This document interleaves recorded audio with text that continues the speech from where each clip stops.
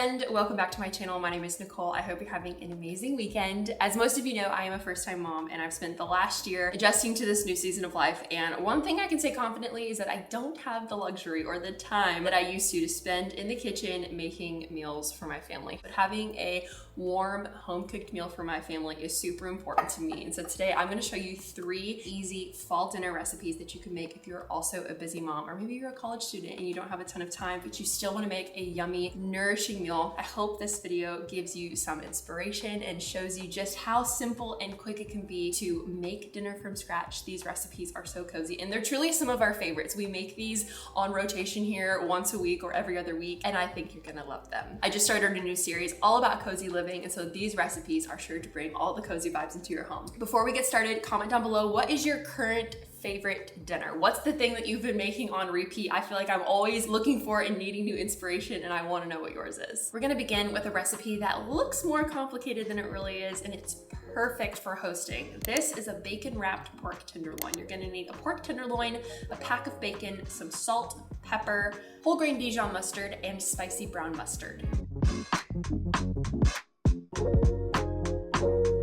You're gonna start by making sure that pork tenderloin is room temperature, and then you're gonna pat it dry with a paper towel and season it generously on all sides with salt and pepper. Then you're gonna brush it with the mustard. I do a combination of the whole grain Dijon mustard and spicy brown mustard, but you can totally just use spicy brown mustard or plain Dijon mustard if you don't wanna mix the two. Next, you're gonna take a whole package of bacon and lay it out on your cutting board, overlapping just a little bit. Thick cut bacon is the best to use for this recipe, but any will work. Then place your pork tenderloin at the end of one of the sides of the bacon and carefully roll it all up. Then you're just gonna place this in the basket of an air fryer and air fry at 350 for 30 minutes. You can also do this in an oven if you don't have an air fryer, and it's the same time and temperature. Then you wanna let that rest for half of the time it cooked, so 15 minutes, to keep all of those juices in and keep them from bleeding out. For our sides, we're gonna do a smashed fingerling potato and a sauteed garlicky broccolini. Again, sounds way more complicated than it actually is. You are going to parboil your potatoes in a big pot with water, generously season it with salt. Each and every step is an opportunity to add flavor. Once the potatoes are fork tender, you're going to take them out and put them on a large baking sheet and smash them with the bottom of a jar or the bottom of a flat cup. The flatter you smash these potatoes, the crispier they'll be. Then drizzle them all with some olive oil, season with some salt and Italian seasoning, and then sprinkle with either Parmesan or cheddar cheese. And then these are gonna go in the oven at 375 for about 25 to 30 minutes, or until they look nice and crispy. For our broccolini, you can either do the same thing with the potatoes and parboil them for about 2 minutes, or you can just steam them. I pop them in my steamer and put them in the microwave for 2 minutes just to get them a little bit soft, and then you're gonna saute them in a large skillet with some butter, garlic, and salt. Once all that's done, it's time to cut into our pork tenderloin, and as you can see, it is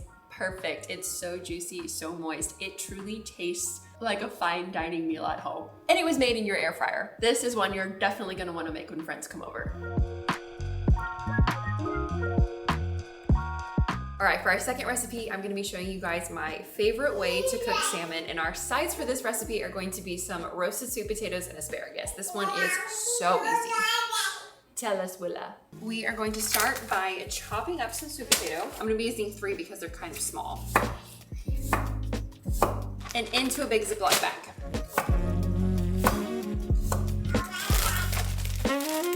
Generous drizzle of olive oil, salt, Italian seasoning, shake it up, spread everything onto a pan. Easy, done. Now these go in the oven at 375 for about 30 minutes. Don't have to think about them. All right, now we're gonna prep our asparagus. I just have 1 bag of asparagus here. I'm gonna give it a quick chop to get those ends off and spread it out on another baking sheet. Okay, now same thing, drizzle it with some olive oil. Are you sensing the theme here? Guys, we're going for simple, easy, quick dinners. So if you don't have to think about it, you can just whip it together. Sprinkle with salt, Italian seasoning. Now usually I would sprinkle some Parmesan cheese on here because it gets nice and crispy and it's so good, but I just looked in the fridge and we're out. But you should totally do that. These only take about 10 minutes to cook, so we're gonna wait to put them in the oven until the sweet potatoes are a little bit more done. Alrighty, now for our salmon, we're gonna whip back out that air fryer. Again, if you don't have an air fryer, you can totally do this in the oven, but if you're trying to get it done quickly, this is really great because you can have them all cooking at the same time. For this one, I like to line my air fryer with some parchment paper to make the cleanup really easy. A little hack I learned: if you crumple this up and then reopen it, it fits down in here much nicer. I have my 2 salmon fillets. Going to pop these in side by side into the air fryer. A little bit of salt.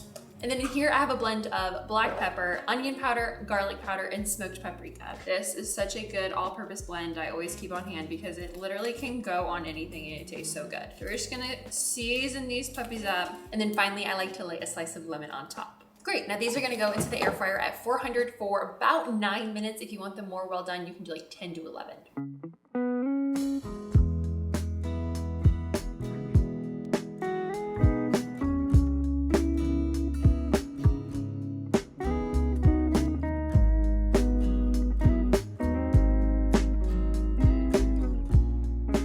Our last recipe is a honey garlic chicken with rice and Brussels sprouts. This one is one of Chandler's favorites. We make this all the time and you'll be surprised how quickly it comes together. I actually made this a couple days ago, right in the middle of having to take my sister to the airport and coming back during rush hour traffic. And so I was able to prep some of the recipe beforehand. And when I got home, it all came together in 20 minutes. The first thing we're gonna do is make our sticky honey sauce for our chicken. In a measuring cup, you're gonna mix together a 1/3 cup of honey, 2 tablespoons of soy sauce, a tablespoon of rice vinegar, and a teaspoon of sesame oil. And then you'll whisk all that together. Then we're gonna get a pot of rice on the stove. I just do 1 cup of rice and 1.5 cups of water, bring that to a boil for 1 minute, turn it down to low, and cover for 20 minutes. Next, we're gonna prep our Brussels sprouts. Now you can use any green. Sometimes we do this recipe with broccolini, sometimes we do it with green beans. Today, we just so happen to have Brussels sprouts. And so I took a bag of Brussels sprouts, chopped off the ends, cut them all in half, and tossed them into a big Ziploc bag. Then I drizzled generously with olive oil, some salt and pepper, pour that into the basket of an air fryer. And these get air fried at 375 for 18 minutes, and they come out so perfectly crispy. Now, before we throw our plastic bag away, we are going to reuse it because it already has a little bit of seasoning in it. So I'm just gonna put my chicken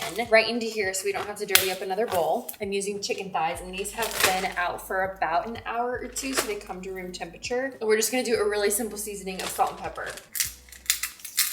And then we're gonna add 2 tablespoons of cornstarch, just enough to coat the chicken. This is gonna help our sauce thicken up. Zip this up. We're gonna shake it and make sure all of our chicken gets nice and coated. Now in a large skillet over medium heat, we're gonna add some oil and sear our chicken thighs about 4 to 5 minutes on each side until it's golden brown. Then we're gonna mince up 4 cloves of garlic and drop in 2 tablespoons of butter and add that garlic. Then it's time to add our sauce. Pour your sauce over your chicken and let that get nice and bubbly and thick. You'll notice it starts to get really sticky, which is a good sign. You can kind of flip your chickens over a few times to really get each piece coated. But after about 5 to 6 minutes in this sauce, it should be good to go. This recipe is like the epitome of cozy comfort meal. It's warm, it's delicious, the sauce is to die for. It kind of reminds me of like an orange chicken vibe. And I know that this is gonna end up being on your weekly rotation too. I'm curious, which of these recipes looks best to you? Comment down below and let me know which one you're excited to try and make. Thank you so much, as always, for watching. If you're not already, please subscribe to this channel for more recipes and cozy living tips. I'm so thankful to have you part of this community. We'll see you next week. Bye.